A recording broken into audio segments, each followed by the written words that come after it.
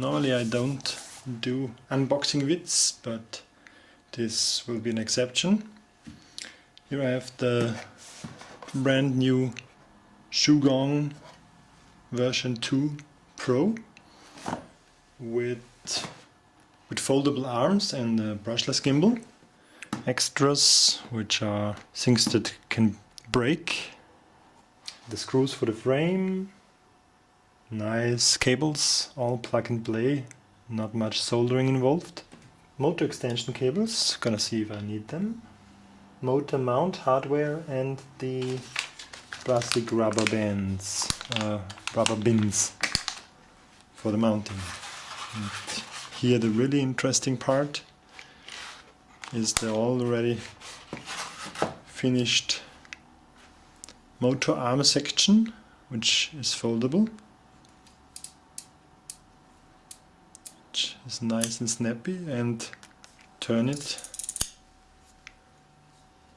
You already see the approximate dimensions. The wider spread arms are the ones for the front, so they don't block the cam view. This is the really cool part, because it has some nice features already built in. I like the XT60 cable, which is already soldered on and which is now my standard plug. So this board has a lot to offer. Here are two different cam connectors for the FPV cam and the Gopro, and an integrated cam switch on the circuit here. And this is the gimbal switch, the gimbal plug. It's all nicely written on the back, so you don't have to guess what it is. The holes here are for mounting the rubber bins, a GPS mount. This is interesting because it takes the GPS signal from the Naza, if you use Naza. That's nice, so you don't need an extra Naza. Yeah, and all of this is also the ezOSD in a custom built variant for multicopters. We'll see what's so custom about this later. Here's a connector for the video TX, for your video sender, TX power. There is an USB port for firmware upgrades, I think. Yeah, and here you have the solder points where you solder on the motor cables. So it's already, so it's also a power distribution port, of course. So very nice hardware. I think they put a lot of thought into that. And the fact that it's also integrated also makes this very, very lightweight. I have to get a scale, but this is only a few grams. And normally if you use ezOSD or a camswitch, that all sums up and gives you extra weight. What else do we have in the box here? Very nice looking carbon frame parts, cam mounting and side parts, and also nice Velcro. Here I have the Naza from my Quadcopter scavenged, and I'm gonna use an ezUHF 4-channel receiver. If you use PPM, so that's only one cable to the baseboard, then you will have more channels, as far as I understood it. So it's a really smart solution. Here we have the XuGong V2 Pro brushless gimbal. The brushless gimbal box itself contains these mounting plates. Here we have the gimbal and some cables itself. This gimbal is already pre-built. I like this. This is the connector that goes to the power distribution board, the integrated main board. Looks very nice and quality built. It also passed the quality control, which is a good thing. The Gopro lens mount and an USB to TTL converter. So I guess this is for upgrading the brushless gimbal. Yeah, so these parts are the gimbal parts.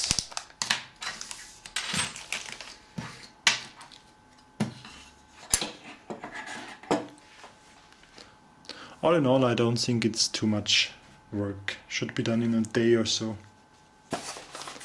this propulsion set from DJI. It's the E300. It's one of the recommended propulsions for this copter. So there's a E300 which has 4 motors and 4 ESCs. Really nice pack.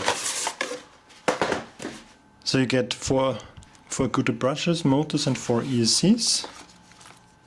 The ESCs are 3 or 4 cell, 15 amps. So that doesn't sound much, but it should be enough. The cables, I like this design. It's a single cable design.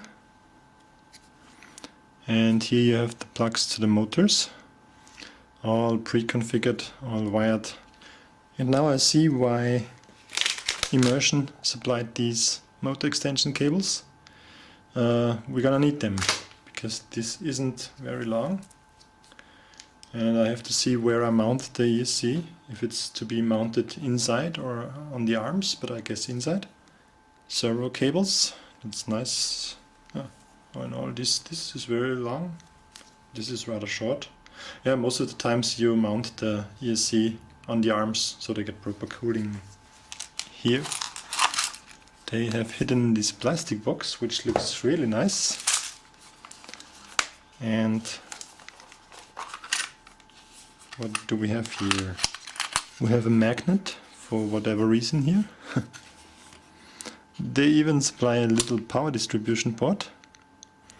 That's nice. Maybe I can use this in one of the mini quads. Really nice, small. All the shrink wraps, prop mount, and many screws. And here is another flat box which has the props. Oh, 8 of them.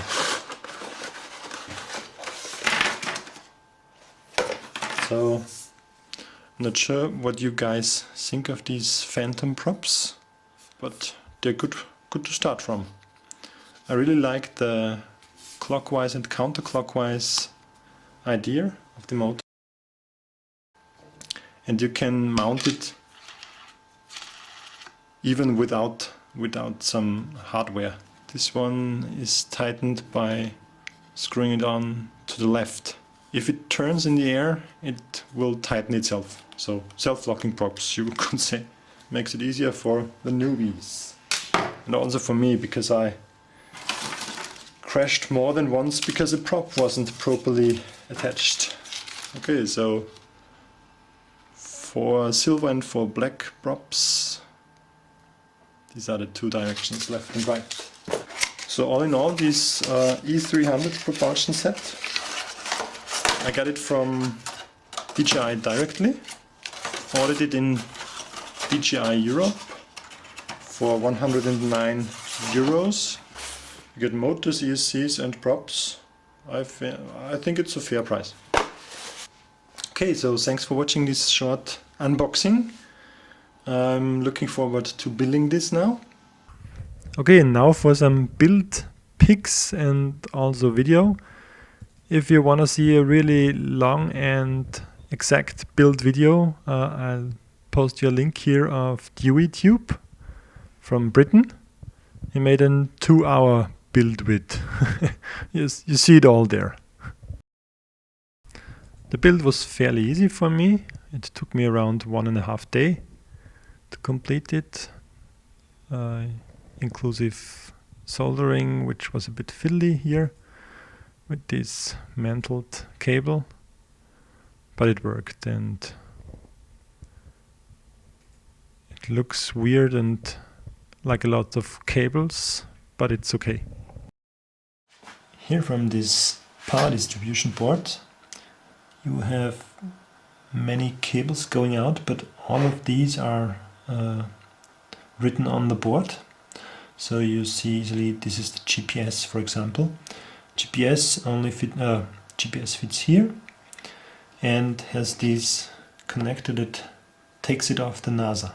So here would come the GPS tower. What else do we have? Of course I have my 4 motors plugged into the Naza here. Just make sure you have the right 1, 2, 3, 4 connections from your ESCs. Double check this. These two cables are the servo wires, and they are written here. One is FC PPM for flight control. That's the Naza. That's the PPM, the one single channel that goes into the Naza X2. So the PPM signal with steering controls will enter Naza with just one cable. The other cable here, which is RX PPM, is this cable that is a single PPM channel, also a servo wire that goes, in my case here, to this 4-channel ezUHF, which I have prior to this configured. I had to do a firmware update 151 to be able to see the RSSI over the PPM cable as well. The important stuff here is yellow. It's the version of the tools 140.5, the firmware version 151, and the 10-channel mode of this receiver. Then have to upload the settings to the receiver. And on the next page you have the button Configure for XuGong Pro. This sends all the channels as PPM sum signal on channel 1 of your servo wires, and in the PPM 10 position you get the upstat, which is the RSSI signal for the OSD. So this is to PPM. PPM in tells the board something, I don't know yet what, maybe things like gimbal control. And of course it tells the board and the OSD also the RSSI, which is nice. And then we have an output PPM to the Naza, which steers the Naza. It's a really clever concept, I hope it works. What else do we have here? I had to solder the Naza BEC unit directly on the board. It's also FC BEC, it's written here, plus and minus, double check plus and minus all the time. Here I have the power connector for the video transmitter, very nice, convenient. This is the video cable for the video connector, nice if you use immersion stuff too, then you also have the right cables. And in the front, it's written on the other side of the plate, you have an FPV cam, which in my case will be the FatShark 600. And you have a second cam cable that goes to these Gopro USB cable. And somewhere on the board is a cam switch, so I can choose between these two cams. This is the gimbal connector, a little push button here and some LEDs. Yeah, and of course you have all the motor cables soldered here on the base plate, on the power distribution board. I now have to look how I get this into the frame. The Naza will be glued or taped here on this portion, and we'll have to stuff all the cables in there, so I opted to cable it this way and then transfer it to the cage. Also on the cage I here attached the rubber bins and the GPS tower. There is a note in the manual that you should watch out for a screw looking into the battery bay, which could damage your LiPo. Now you see a few screenshots of the OSD, here with the FatShark cam, here directly recorded with the Dominator HD DVR, and this is the Gopro liveout.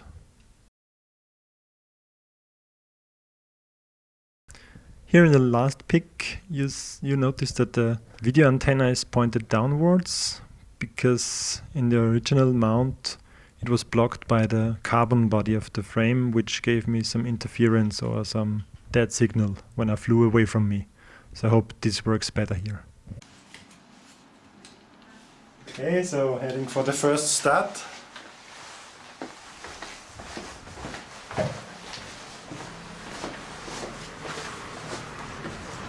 Auf damit. Bitte.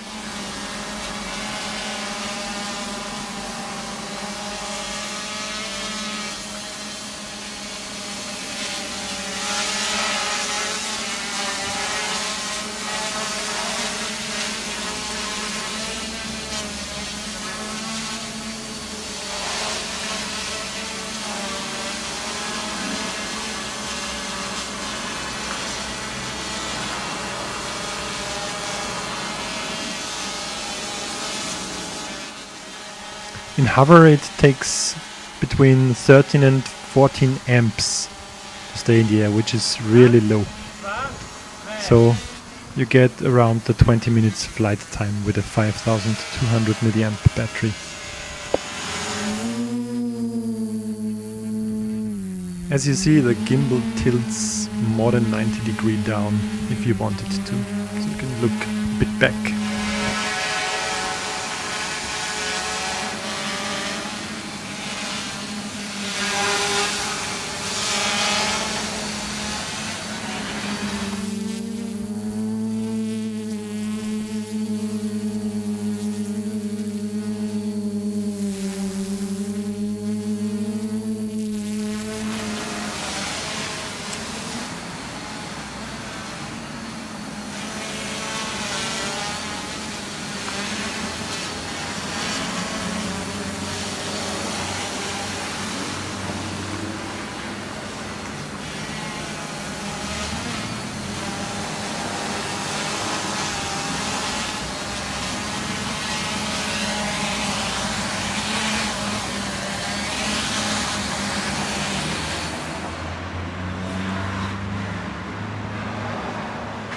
Very nice.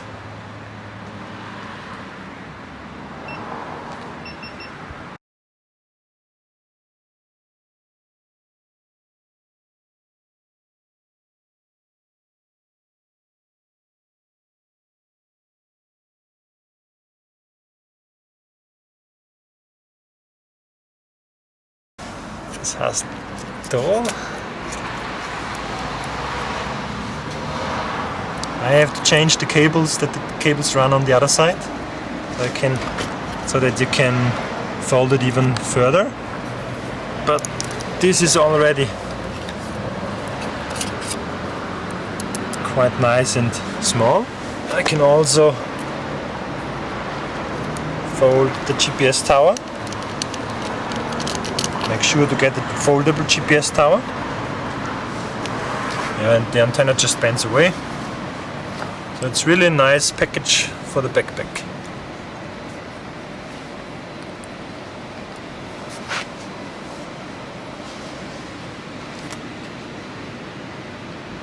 Here you see the Naza. Naza light used with GPS, of course.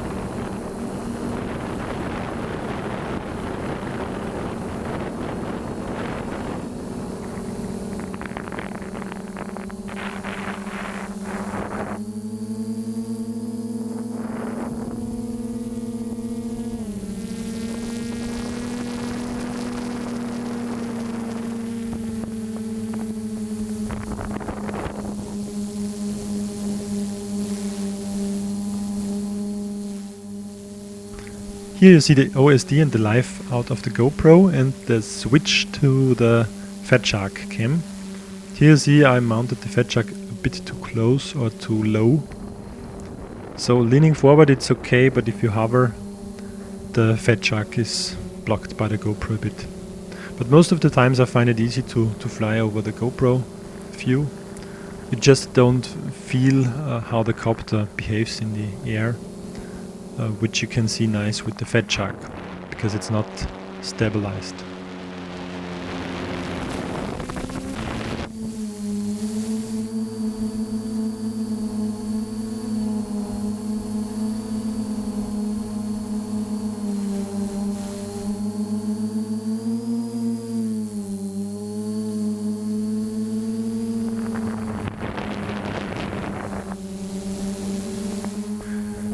Okay, so thanks for watching this longer video. Hope you liked the infos about this new copter. Here you see how you can film yourself while catching the quad.